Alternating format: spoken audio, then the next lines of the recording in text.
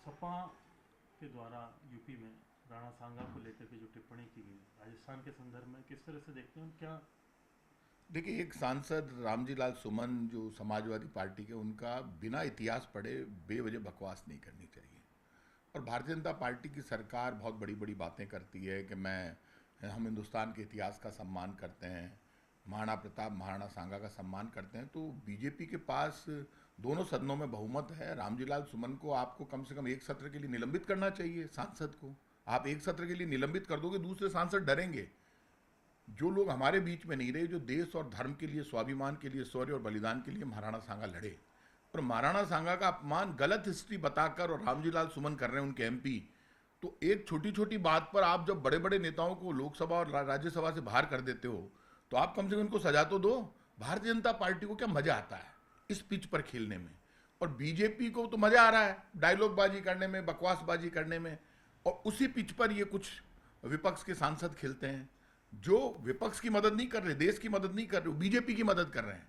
तो बीजेपी के षड्यंत्र में आप फंस कर आप महंगाई पर बोलिए, गरीबी बेरोजगारी पर बोलिए, बीजेपी के धोखे पर बोलिए, 15 लाख और के नाम पर जो धोखा किया, 2 करोड़ नौकरी के नाम पर धोखा, उस पर नहीं बोल रहे हैं। आप बोल रहे हैं महाराणा सांगा, बाबर और इब्राहिम लोदी पर। इब्राहिम लोदी का हिंदुस्तान में शासन था, मैं हिस्ट्री का स्टूडेंट रहा हूं, और इब्राहिम लोदी दिल्ली का बादशाह था। इब्राहिम लोदी को महाराणा सांगा ने भी हराया, और इब्राहिम लोदी को बाद में बाबर ने हराकर और दिल्ली की गद्दी पर कब्जा किया, सब जानते हैं।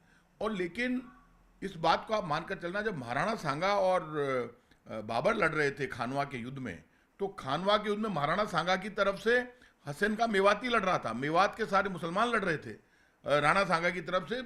बाबर कभी भी राजपूताना की धरती पर कोई युद्ध नहीं लड़ पाया, कभी नहीं लड़े आपस में। राजपूताना राजस्थान राजपूताना था, ये इनकी अपनी वीरता थी। तो ऐसे में यदि कोई महाराणा सांगा का अपमान कर रहा है 80 घाव लगने के बाद, जो देश और धर्म के लिए लड़ गया, मर गया, तो वो मदद किसकी कर रहा है? बीजेपी की। तो रामजी लाल सुमन का षड्यंत्र बीजेपी के साथ है। तो अब यदि बीजेपी ईमानदार है तो आप उनको निलंबित करो और कानून लेकर आओ कि देश में यदि कोई भी हिस्ट्री का अपमान करेगा, इतिहास का अपमान करेगा, बेवजह की बात करेगा, जो लोग हमारे बीच में नहीं है उनकी बात करेगा, वो चाहे हिंदू, मुसलमान, सिख, ईसाई, फारसी, जैन, बौद्ध कोई भी हो, तो राजनीति में धर्म का जो तड़का है वो बीजेपी को फायदा दे रहा है। तो धर्म का तड़का खत्म होना चाहिए ना। तो आप धर्म के तड़के के नाम पर बीजेपी अपनी असफलताओं को छुपाती है। आप मुझे ये बताइए, दुनिया जानती है, हिंदुस्तान जानता है कि औरंगजेब अपने बाप का सगा नहीं हुआ। सबसे पहले औरंगजेब का विरोध मुल्ला मौलवियों ने और मुसलमानों ने किया, पूरे देश में हंगामा हो गया, झगड़े हुए, आपस में भाई लड़े। और शाहजहां को जब उसने कैद कर लिया औरंगजेब ने, तो सब जगह औरंगजेब का विरोध था। अब आप औरंगजेब की कब्र के अंदर घुसकर बीजेपी और हिंदुस्तान का अमन चैन बिगाड़ना चाहती है। अरे आपको जो करना हो करो ना। आपने तो नागपुर में रैली निकाली, रैली निकालकर झगड़ा किया। बीजेपी को मजा आ रहा है, कभी औरंगजेब की कब्र के अंदर घुस जाती है। औरंगजेब का हिंदू मुसलमान सब विरोध करते थे उसके शासन में, और औरंगजेब में कोई कमियां थी। तो आज आप महंगाई, गरीबी, बेरोजगारी और नौजवान की बेरोजगारी के कारण जो आत्महत्या हो रही है उस पर नहीं बोल रहे हैं, आप डायलॉगबाजी कर रहे हैं। रामजी लाल सुमन के जैसे लोगों ने जो बयान दिए, महाराणा सांगा स्वाभिमान, शौर्य, बलिदान और गौरव के प्रतीक थे, और इस बात को मानकर महाराणा सांगा हमारा सम्मान है, उनके लिए हम सब कुछ कर सकते हैं। लेकिन बीजेपी रामजी लाल सुमन की सदस्यता रद्द करे और भविष्य में ऐसा कानून बनाए जिससे कोई भी इस तरह की बकवास करे, वो सांसद हो, विधायक हो, तो उनके खिलाफ कार्रवाई अपने आप हो जाए और सदन से बाहर हो जाए। तो आप कम से कम 7 दिन के लिए तो निलंबित करो।